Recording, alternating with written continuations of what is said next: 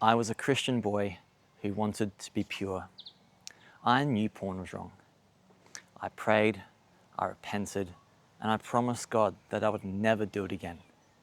But I went straight back to it. And every time I did, I felt more ashamed, more confused, and more convinced that something was wrong with me. I grew up in a Christian home where sexuality, porn, and all that stuff just wasn't talked about. Not because my parents didn't try, but because they didn't know where to start. And I get it. Our generation was the first one that had porn on tap.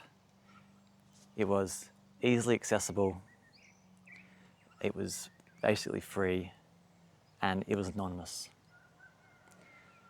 And I don't doubt that they had a hard time navigating the situation of how do you raise young boys in this new digital world. I understand. But there was not much talked about. It felt very taboo.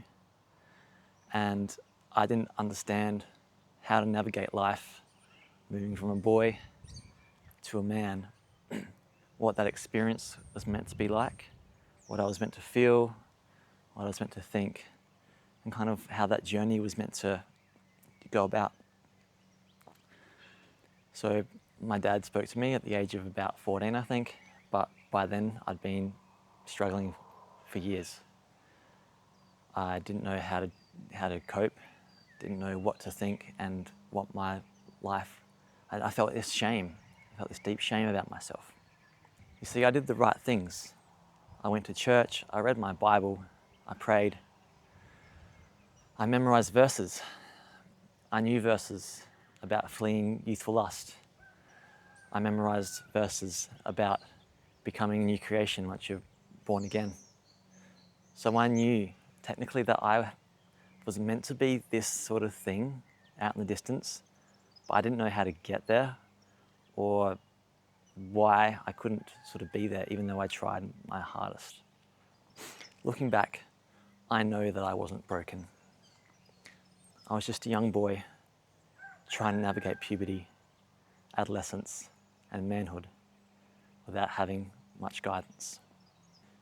My struggle with porn was not proof that my sexuality was broken. In fact, I'd never understood how to navigate my sexuality in the first place. I was living a double life. On one hand, I was a good boy. I went to church, I did the right things. I bounced my eyes, I didn't look when there was an attractive woman. And I repented when I did wrong, and I tried to do better with God's grace. But on the other hand, I was deep in shame. I was confused. I felt alone. I thought that there was something wrong with me, that everyone else had figured this thing out. But looking back, everyone, or a lot of people were going through the same thing, and I just didn't realize. I became aware about shame, and that how shame, the cycle of shame, how that drives porn use. So I would look at porn. I would feel so guilty, feel so ashamed. I'd promise that I would never go back. I felt so self-hatred about myself. I had this low self-esteem. And then to numb that feeling, ironically, I would go back to watching porn. I'd go back to numb it. And so this cycle of shame just turned around, kept going and going. And I went further and further down into this spiral of shame. I didn't understand the difference between lust and attraction.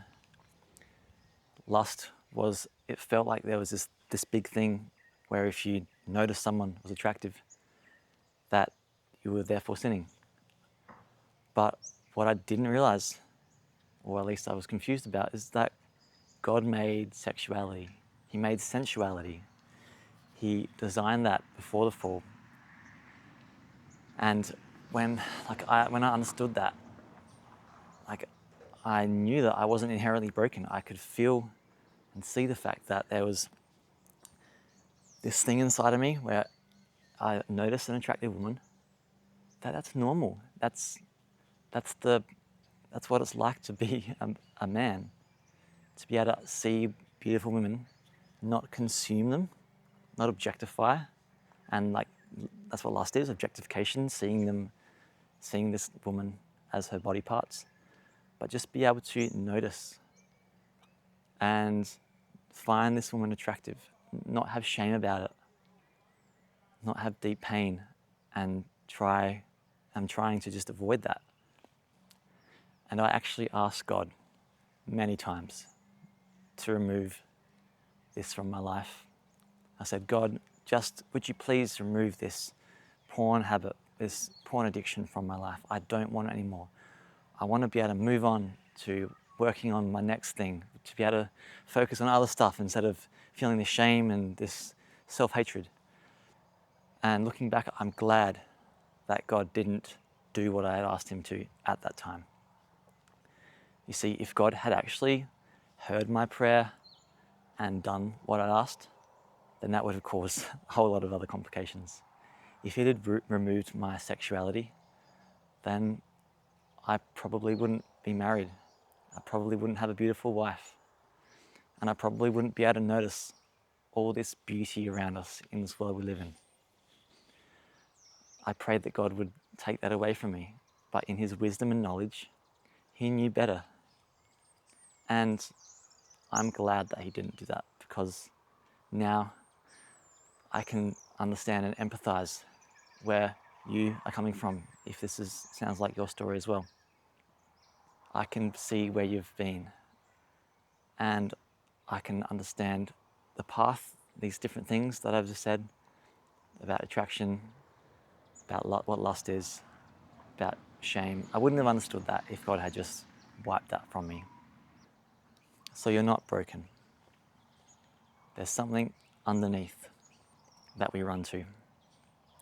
Whether that's shame, whether that's another emotion that we struggle to sit with, like anger or loneliness. And being able to notice that, say, okay, just before I watched, I was feeling angry or I was feeling depressed. And come up with different things you can do. If you're feeling lonely, then speak to somebody that you love, have a conversation. If you're feeling angry, well, first of all, it's okay to be angry. The Bible says, be angry and don't sin. So anger itself is okay, but being able to channel that and understand why you're feeling angry and being able to move through that. You need to become curious as to why you continue to go back. And I wish I'd had all this explained to me back 10 years ago when I was in the midst of this. 10 years ago when I was just an adult, when I was 18, struggling with this the worst. I wish I'd known that. So maybe you found this video after you relapsed 5 minutes ago. Maybe this has been a struggle that you've had for a long time, and you have tried and tried and failed and failed. I just want to say, you're not alone. You're going to be okay. Be curious, try to understand what's behind it. You may have church hurt, you may have all these different feelings bubbling behind you. And that's okay. You're going to be okay. If this video has resonated with you, I've created an online community called The Whole Man, where we're going to go through why we go to porn, what is actually behind it, and the driving factors behind it, the shame and all this other stuff. And I want to create a community where guys like me and like you can be together, not feel judgmental about ourselves, and wrap our arms around each other and be able to heal through brotherhood and be able to begin to love ourselves again. So if that resonates with you, if you're interested, there's a link in the description. So you've got this. You're going to be okay. And I'll see you in the next video.